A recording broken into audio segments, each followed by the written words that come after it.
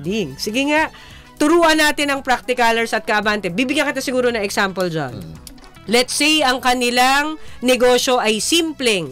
Kasi usually, ang practicalers at kaabante, ito yung mga simple businesses muna ang gusto nilang itayo. Let's say, gusto nilang magkaroon ng personalized printing of shirts, t-shirts.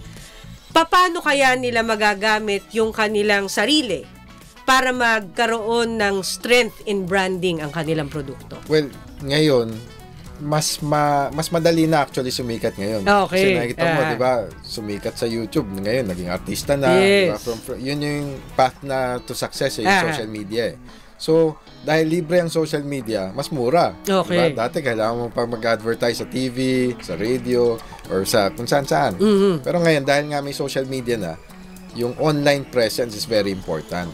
So, yung tinatawag nga na personal branding, yung mismong may-ari na ngayon, di ba, ngayon nauuso yung mga CEO of this, CEO of that, di ba? So, yung word na CEO ngayon, lagi nang ginagamit, na I'm the CEO of my company, di ba? So, yan na yung tinatawag na personal branding, na ngayon, nakikita ko sa mga influencers, pinapakilala mo na nila yung sarili nila sa social media para sumikat yung produkto nila na they use.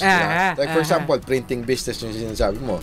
So, imo-model niya yun. Diba? So, ito yung usong-uso ngayon na So, dyan na pumapasok ngayon yung diba? Yung mga iba, nagla-live selling.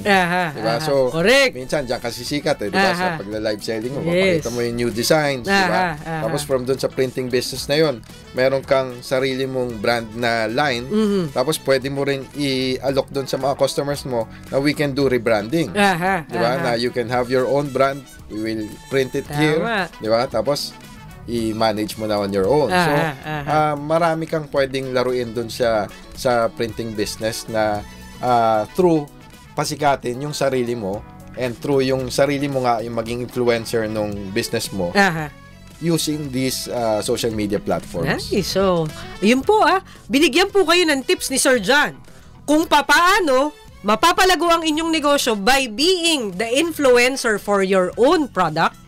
Pero bukod dun, binigyan kayo ng tips ni Sir John kung paano maging stariray. Kasi ngayon talaga, yun ang trending Kung gusto mong sumikat ang produkto mo, kailangan part ka nung ima-market mo sa SOCMED, no? Pero on a more serious note, siguro madagdagan ko lang dyan kung ano yung sinabi mo, no? Dito rin papasok yung creativity, no? Katulad nga po nun, sabi ni John, kung meron po kayong simple printing business of personalized shirts, kayo po mismo ang mag-model.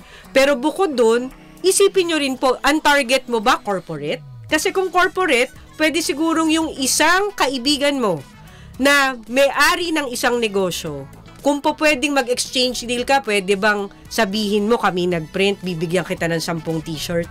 Kasi at least, yung content na linalabas mo, hindi lang puro pagpapastariray.